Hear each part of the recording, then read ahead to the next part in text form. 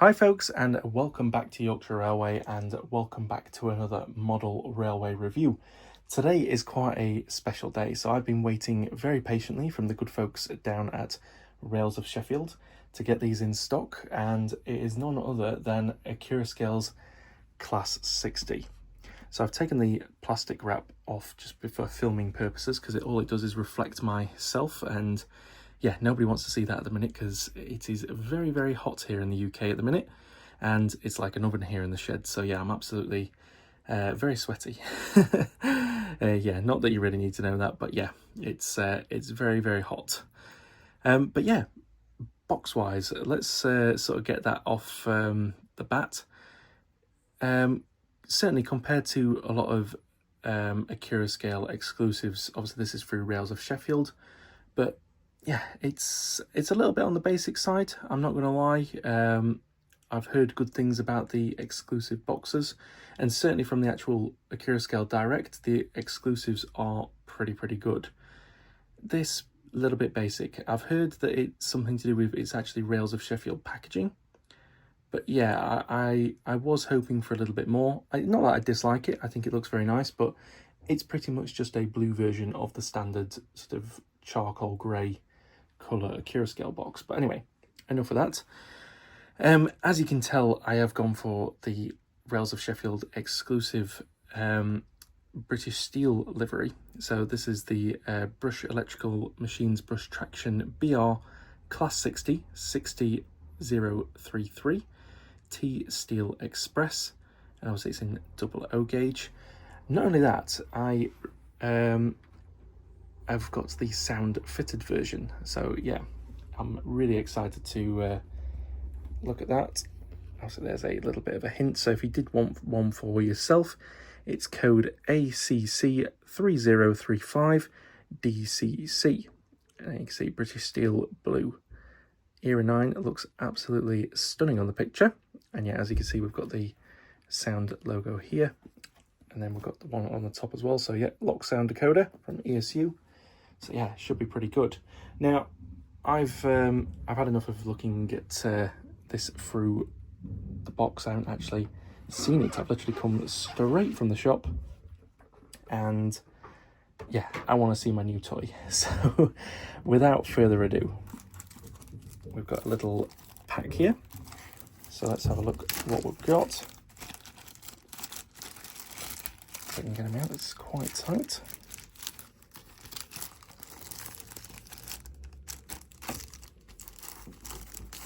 There we go. Just pop that there for 1 second. So yeah, so we've got the DCC functions there. So yeah, we'll be having a closer look at all those. And as usual, this video will obviously release with just the DCC sound file functions, just in case you only want to hear what it sounds like. But yeah, we'll come back to that in a bit. Then we've got the standard Accurascale owner's manual. So we've got unpacking, safe operations, intended use, check the electrical connectivity, wheel cleaning, etc. And then on the back we've got lubrication, removing locomotive body shell. Due to the nature of these models, we discourage regular removal of the locomotive body shell. However, this can be undertaken by disengaging the 4 clips as shown below. So yeah, it looks pretty simple, but you know, realistically you shouldn't need to take apart the body. And this is the main thing. So I'll just pop that up there for 1 second. So this is the wealth of separately fitted parts that go into this model. Yep, still going right down to the bottom. Absolutely incredible. Yeah, really enjoy that. And then it looks like we've got a different method of fitting a buffer beam. I presume that's like a fully detailed one already, but yeah, it just looks like 4 screws. A little bit more complicated than the Cavalax version. I think that's a lot better with the magnets, but still a solution nonetheless, because I don't know why most people don't have the fully fledged buffer beams already. But yeah, this is the Class 60 Locomotive Driver's Manual. And yeah, this is pretty much, if you're not familiar with the Class 60, which I'll be honest, until these two models were announced, I don't really know that much about them. But essentially you can read through these and get absolutely everything that you need to know out of it, right up until the Super 60s, until they essentially go to the end of their production line. Obviously still used on the network today, but there are quite a lot of them in storage.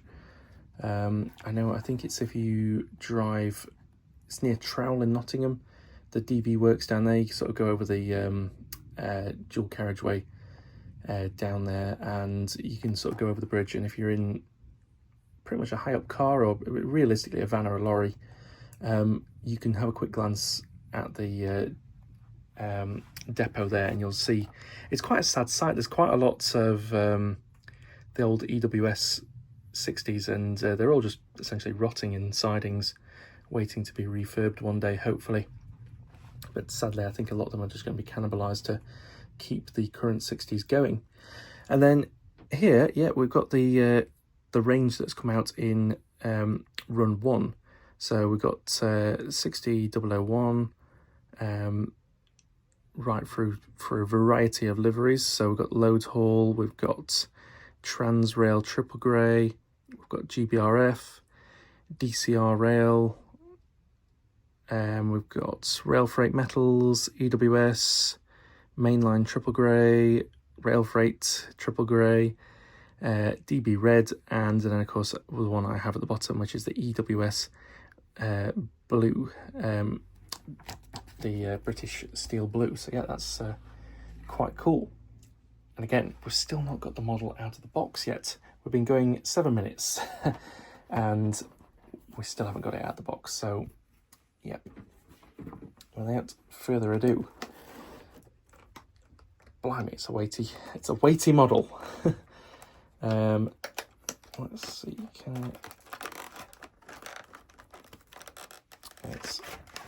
oh, there we go.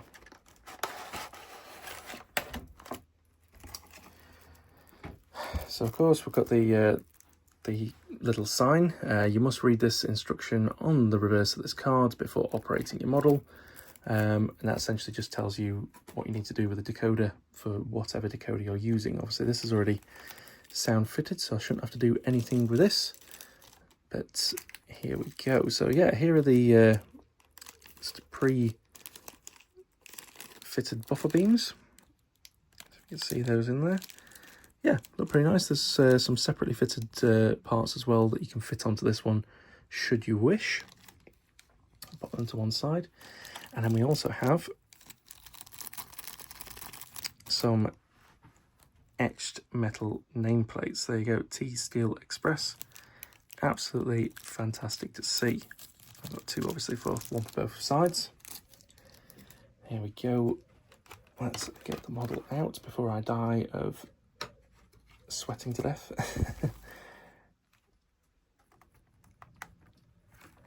Oh my word. This has got to be the heaviest locomotive that I have picked up. I'm just going to pop it down there for a second.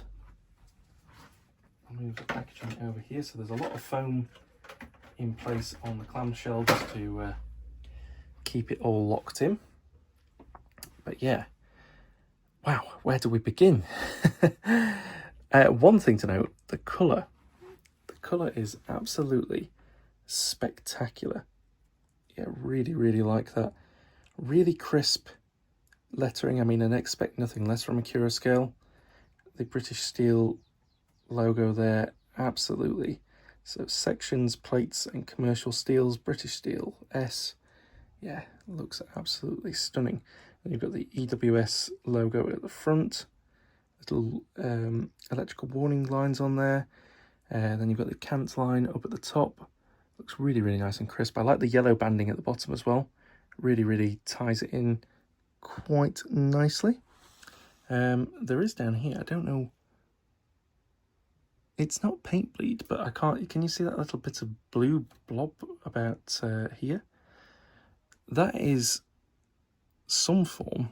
My eyes aren't even good enough to see what it is, but it is got like a print on it. There's quite a few of them actually along the bottom, written in blue.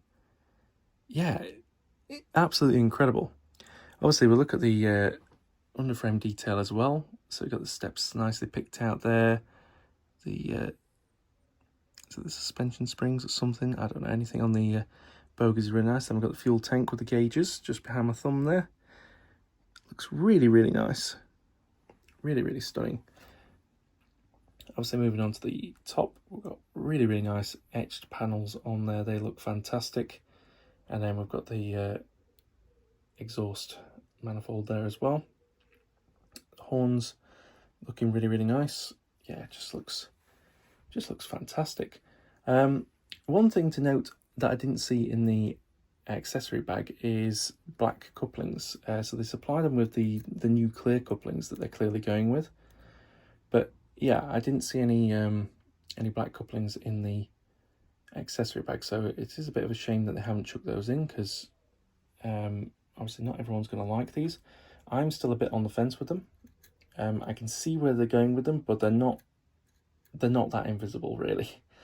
Obviously metal sprung buffers, that's nice. Obviously moving to the front, yeah, that's lovely. So we've got 60033 on the front, and yeah, lovely nice warning panels. The lights look brilliant.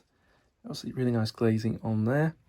Not sure if you can quite see inside the cab, but yeah, there's some nice detail on there.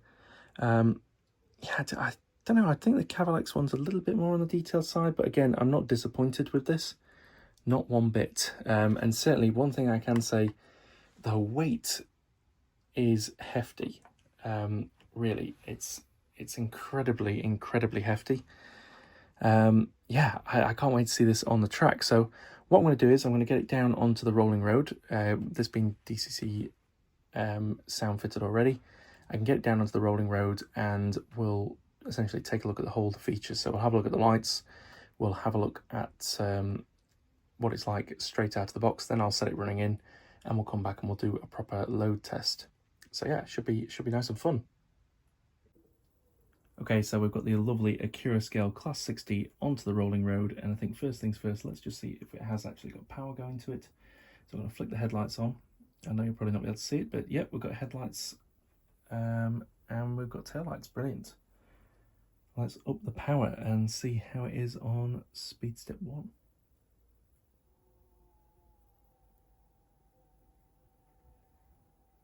Well, there we go. It has got quite a little bit of a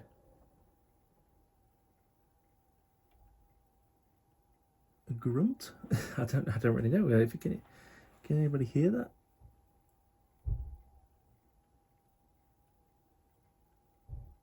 I can't actually tell if it's moving.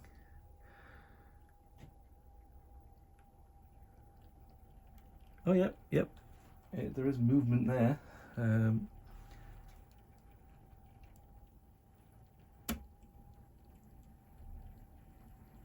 Has it just clicked itself on properly? Have I not put the rolling road on properly again?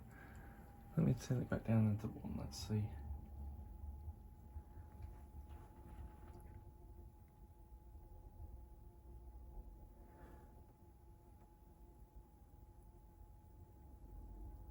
See, I can't tell if it's actually moving. I mean, that's on 2 now. Let me just, I know this is brilliant filming. But, I can't actually see close enough. Oh, it is moving. Oh, brilliant. Let me knock it down to 1.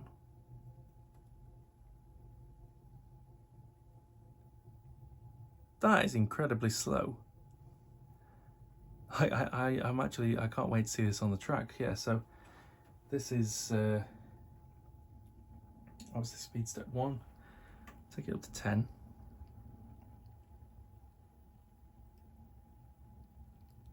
Yep, nice speed.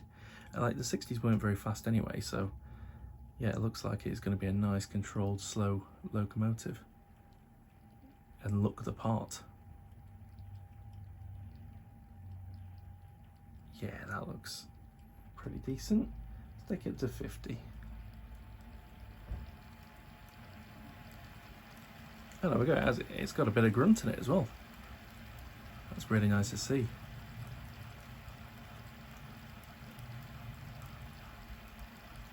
Fantastic.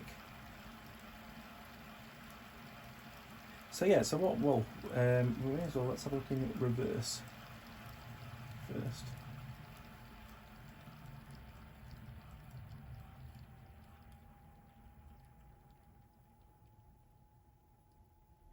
Come to a stop yet? There we go. Stop it to 1. There we go. Yeah, it's pretty much the same performance. You know, it's great.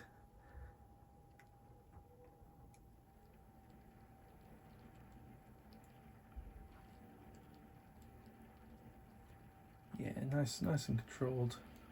And then taking it up to 50, we've got sort of a good running speed.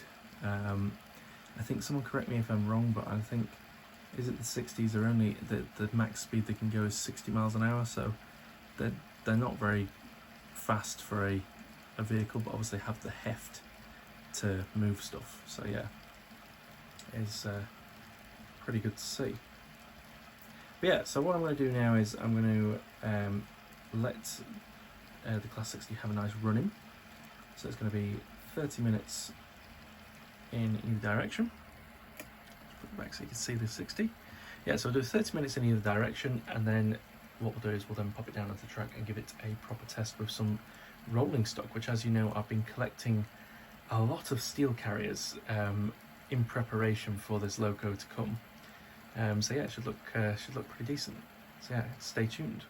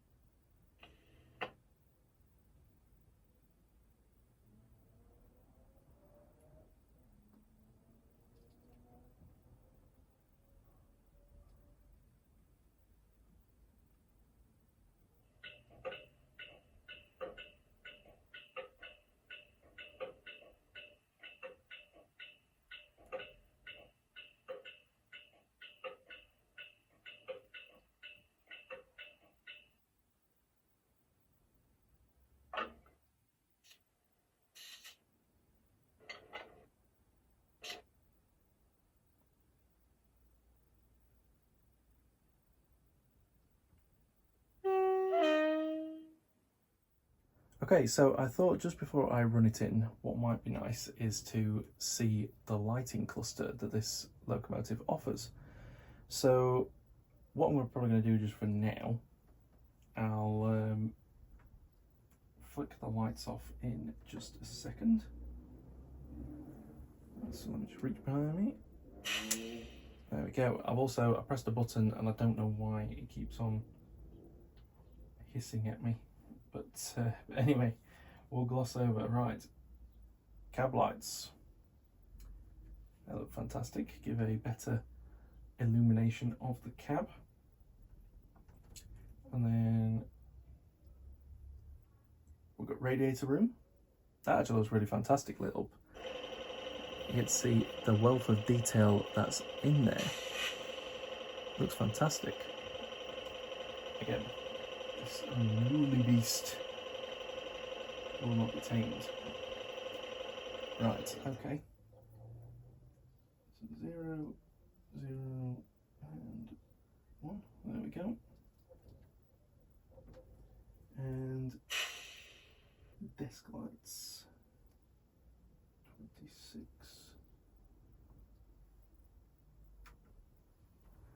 Oh, there we go. I don't know if you can quite see them. Right, I'm just going to go handheld mode.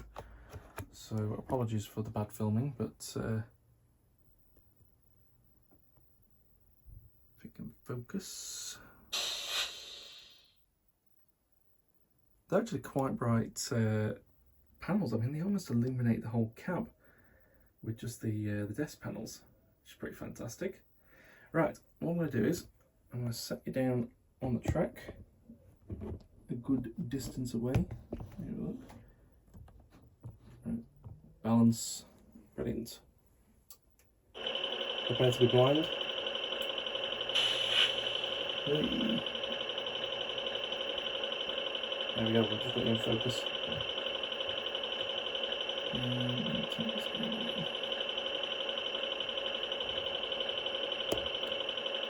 There we go. That's probably better, a bit more straight. Right. So we've got, put the cab lights back on, just because I want to. Right, let's have a look. So we've got a few different light clusters, but let's have a look and see if anything actually changes. So we've got nighttime running, which is function 22. Will that change? So the cab light's gone off when moving, but I can't see any lights actually changing on the panel, so we'll say that one probably needs some switches flicking, and I probably should have read the manual before. Right, let's have a look. What else have we got? So we've got tail lights off, which is function 24. Top and tail mode. Don't really know what that means, but let's press it. Okay, so this is obviously going forwards. So if I put it in reverse for a second, and you'll be able to see the reverse lights as well. Or will you? That is the question. Okay, so the reverse lights have gone.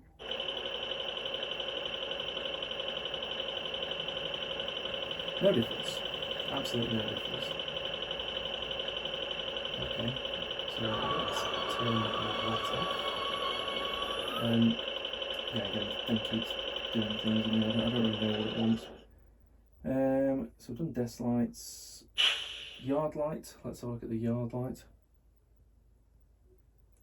Okay, it's just moved over to one round one. Okie dokie. I know these are very technical terms. Let's go back to normal mode. And then this one sounds fun, because I can't put shunting lights on, which I'm a bit annoyed about. Because that's function 29, and I honestly think I would have probably swapped that over nighttime running, because that sounds fun. But anyway, it is what it is. But this one still sounds equally as fun. Hazard lights. Look at that. It's like a disco in a class 60. Yeah, that's what I want. So yeah, they're the lighting functions. So anyway, right, let me get this actually running and we can get the video on the way. Okay, so that is running in complete. So let's bring it to a complete stop. And then we'll take a look at the performance as it goes. Okay, so that is running in complete. And what I'll do is I'll just bring the logo to a complete stop. And then we'll take a look at the crawl in better light. So let me zoom in on the wheels a little bit. Just think it's easier this way. Right. So up the power.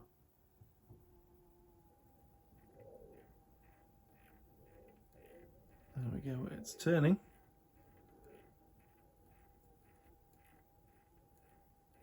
Strange noise though, can you hear that? It's like a frog.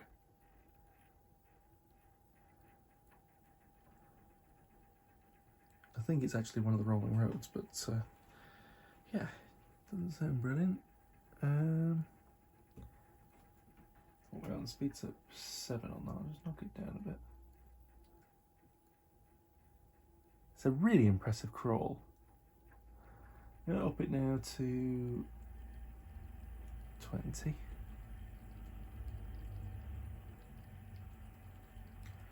Yeah, that's a really nice slow speed. And then up it all the way to 50.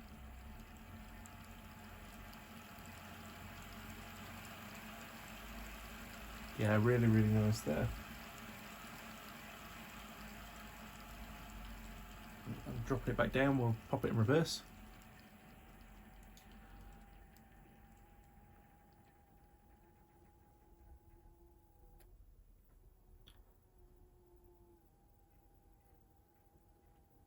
Yeah, pretty much identical. Really, really, really nice, steady, slow speed. Just going to gently up it.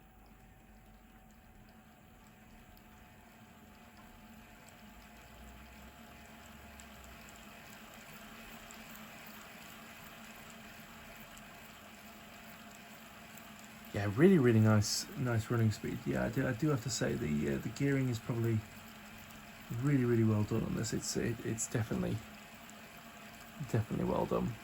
It's running perfectly smooth. Yeah, no complaints at all. Right, what I suggest I do is I'll pop it down onto the track itself, and we'll see how it actually performs in a real world scenario. And I'll get a nice rake of wagons hooked up to it as well. So I just thought it'd be interesting, so I've actually turned it up to speed step 100, which I know is ridiculous speed to pop it up to, but I just wanted to see how the stay lives are. So ready?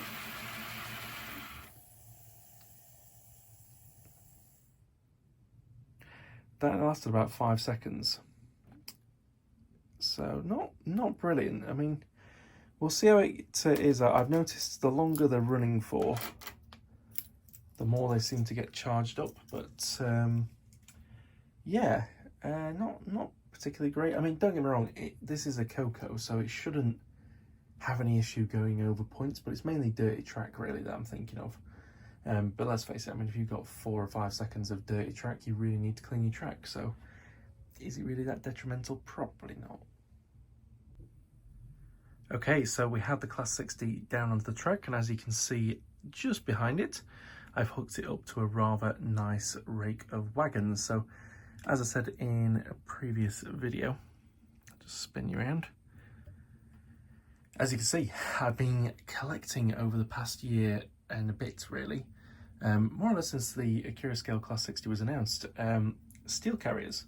So I've got, I think it's up to 9 now. So I've got 4 uncovered JSAs, 2 covered JSAs. Is it a BBA? I can never really remember the Bachmann ones, but I've got basically a covered Bachmann an uncovered backman, and then there's a Cavalex wagon as well. So yeah, rather nice mixed rake of wagons, if I do say so myself. And without further ado, I think the first thing that we've got to do is turn the engine on.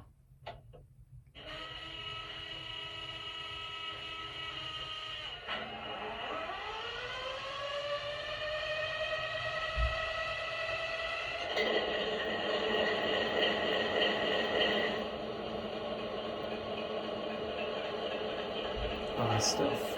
Right. Let's increase the power.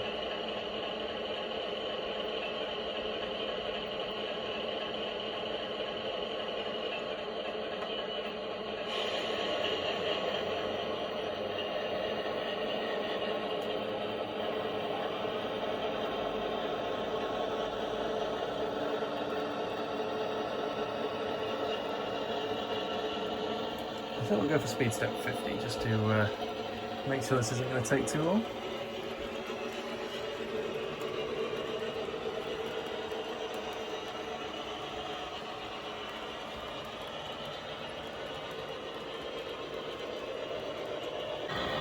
Okay, so the biggest test is, can it make it over the dodgy points?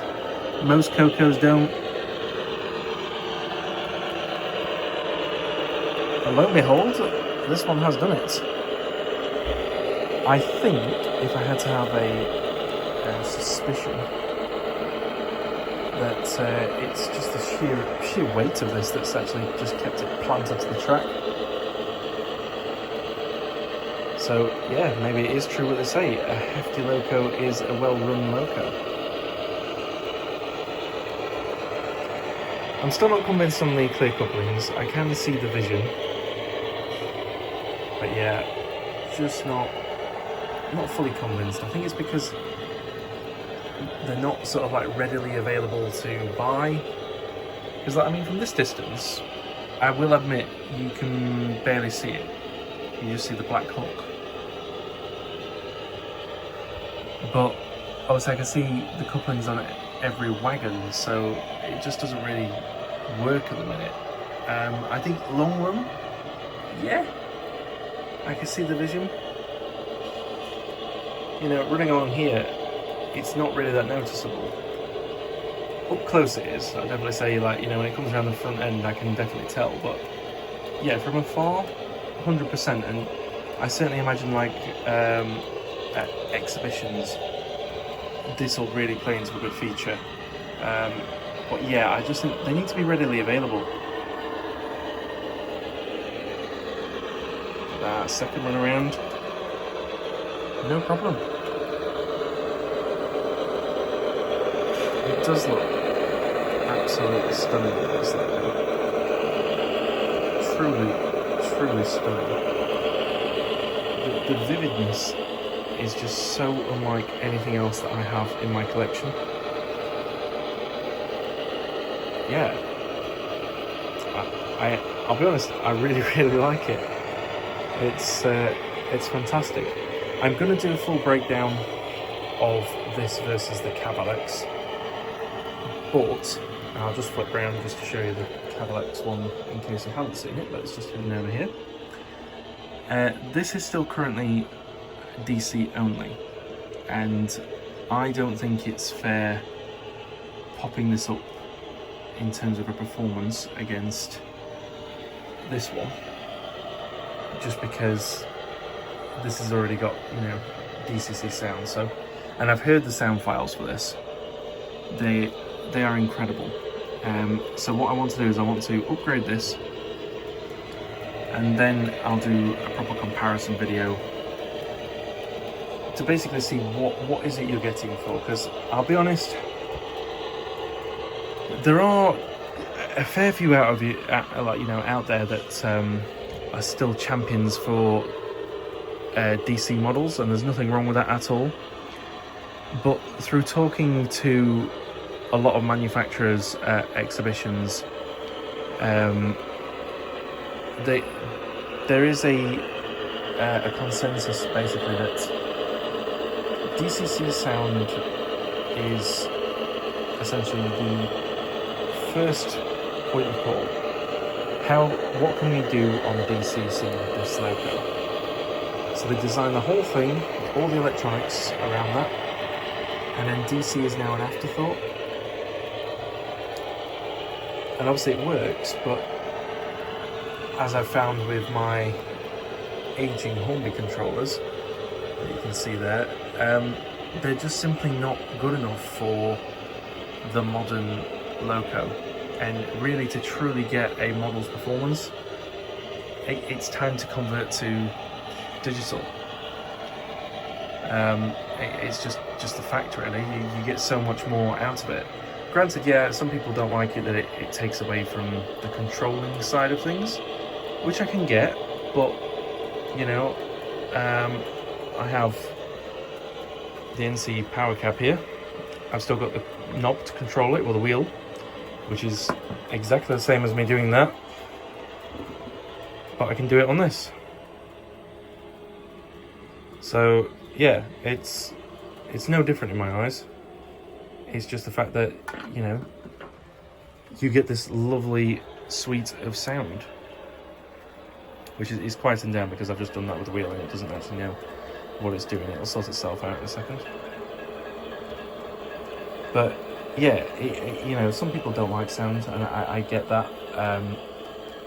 I am in the impression it's brilliant, but after a while, yes, it does get a little bit, not necessarily annoying, but just becomes monotonous, if that's the right word. That, like, you sort of just, it becomes white noise. Yeah, it's clearly just like, stop. Let me stop the loco. Just so I can figure out what it's actually doing.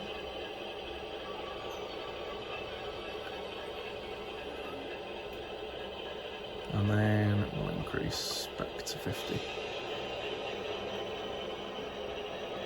There we go. So yeah, it's one of those, like, I will have a lot of fun in here, playing with the sounds, letting them run around. But when I'm sat in here editing videos, yeah, I sometimes just have them running around without the sound, and there's nothing wrong with that. But it just means that they go around more quietly, in the sense that, like, you don't even get that buzzing that you can get from DC locos. So yeah, it's nice. But definitely, I'd say that from the sounds of things, manufacturers are moving to making a loco DCC, and then DC is an afterthought. But just food for thought, basically, really, if you're on the fence about converting over. You know, for instance, I didn't think that I would have the budget to upgrade to DCC, but, like, you know, I'm so glad that I have. And yeah, granted, locos now cost me more money, but when there is good quality as this, yeah, I'm happy to pay it.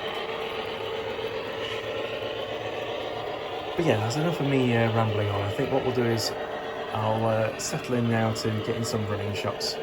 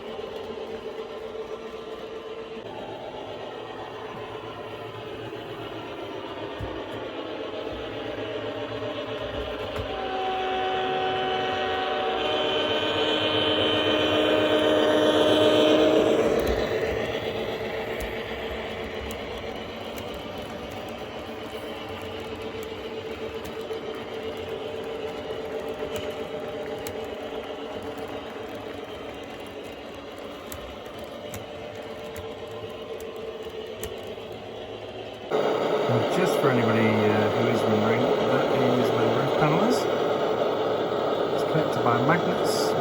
You see sound code there, and then top under the Accurafresh speaker. There is also a smaller sort of like sugar cube or an iPhone style speaker for the more high frequency users. Okay, so we finally made it, and bear with me because this is an absolute mouthful, to the ratings for Accurascales Class 60 Rails of Sheffield exclusive EWS British Steel Blue 60033. And we'll start off with the performance. So, yeah, I will say I videoed this probably about 2, maybe going on 3 weeks that this video will be published to YouTube.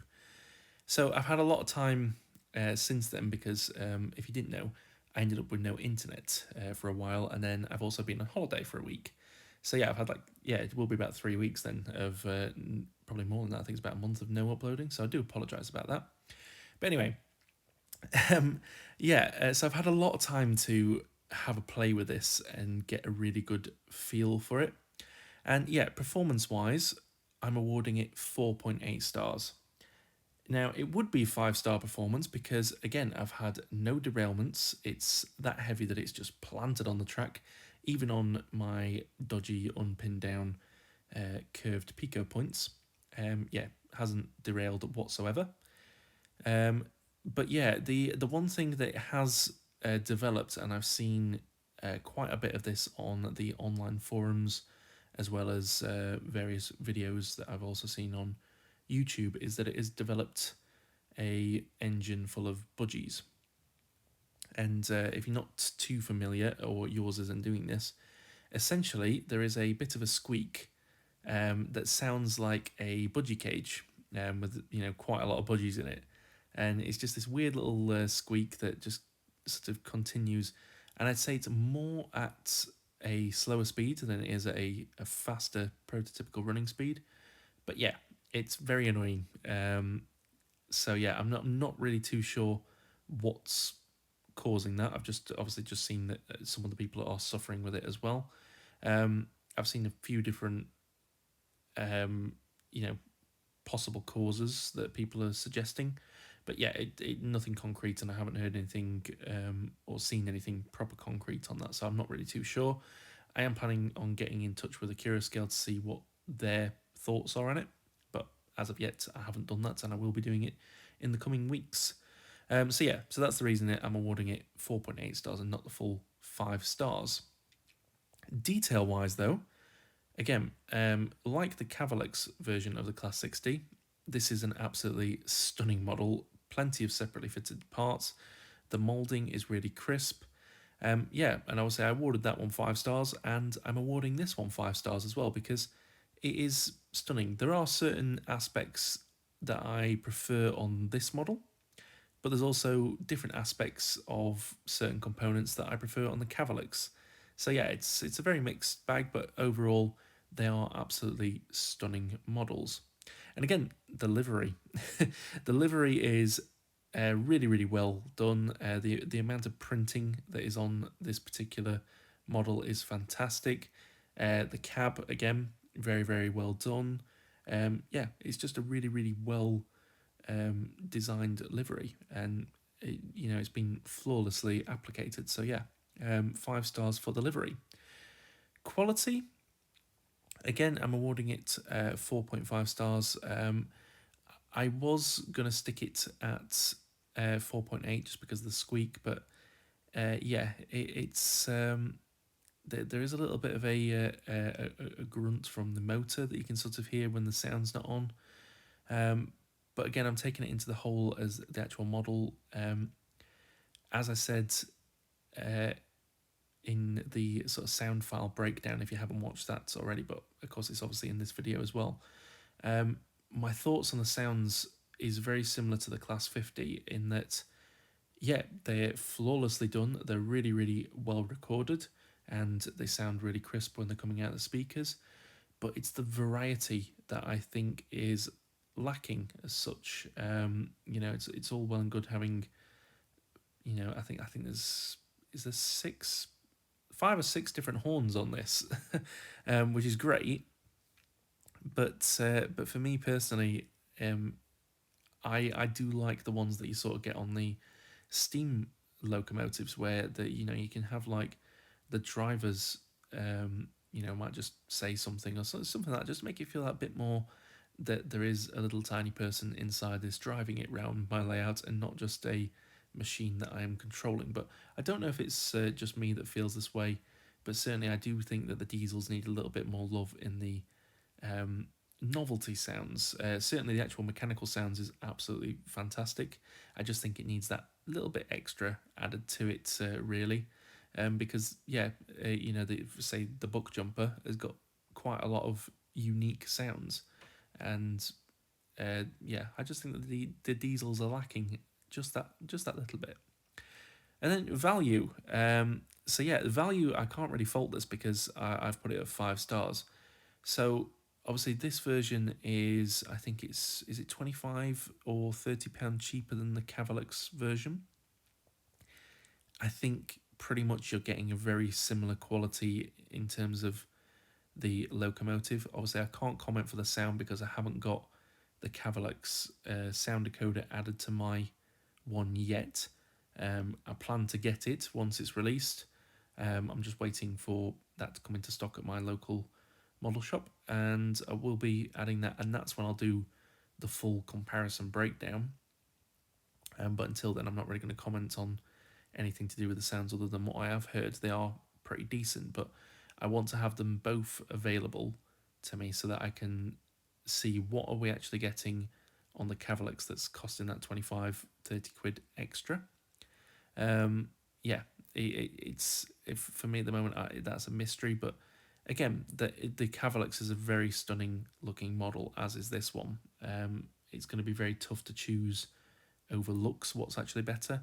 So yeah, I need to do a proper full test once they're both up to DCC standards, and then we'll have a proper comparison between the two.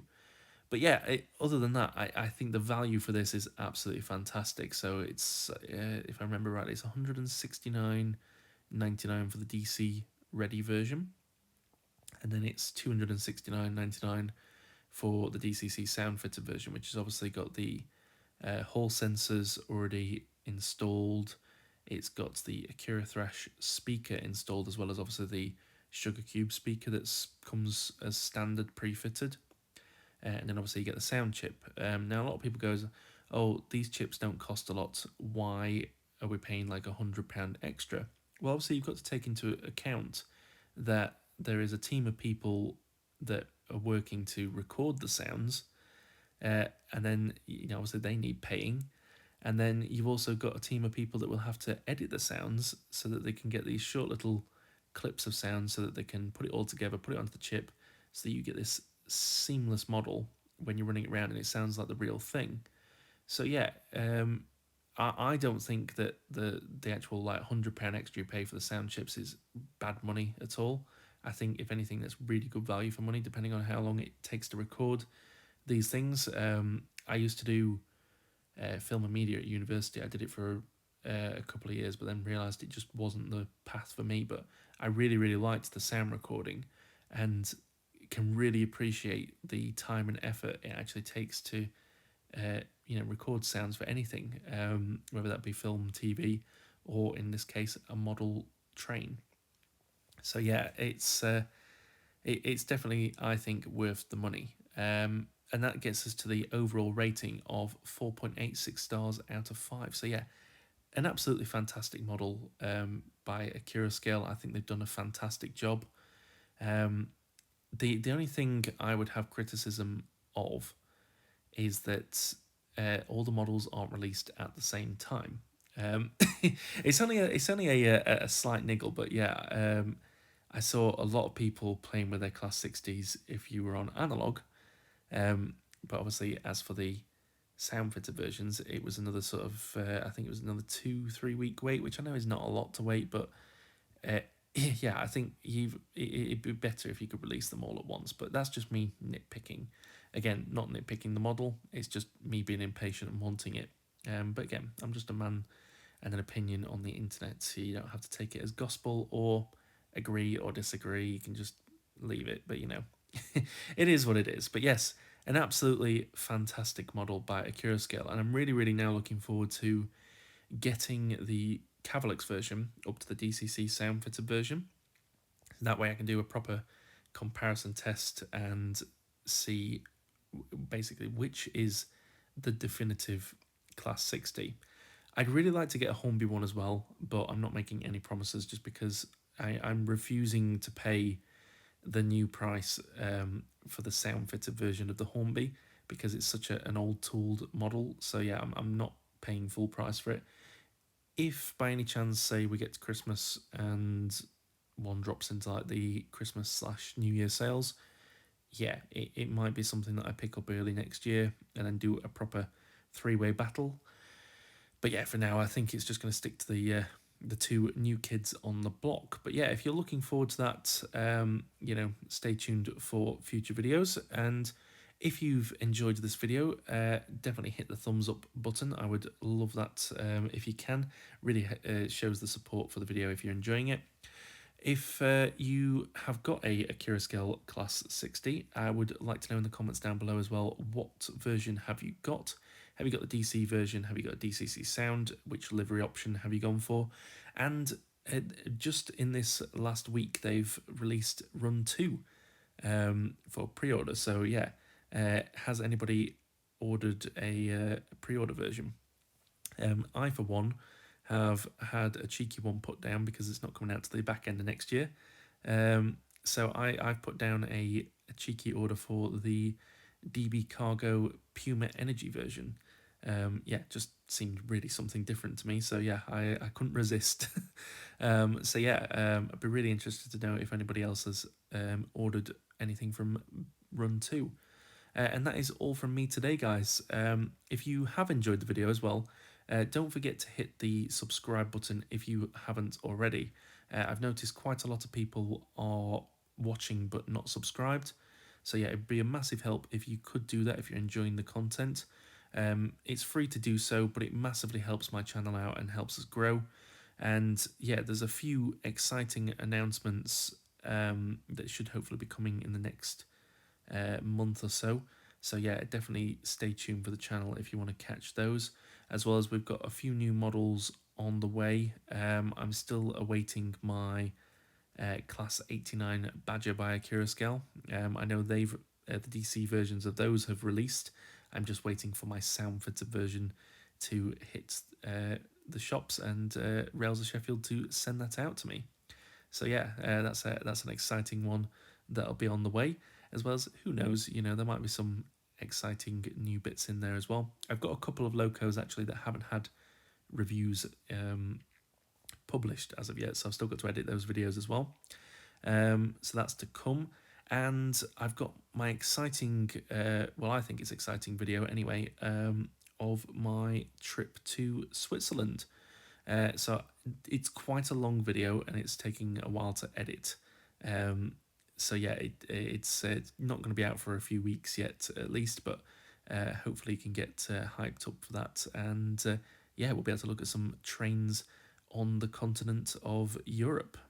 So yeah, that'd be fantastic, rather than seeing just the UK versions of locomotives. It's nice to see something on foreign soil. So yeah, I hope you're excited for that, as I am to show it you. But yeah, that is all from me today, guys. I hope you have enjoyed this video, and certainly the length that it has now got to. I'm not sure, are we quite up to an hour yet?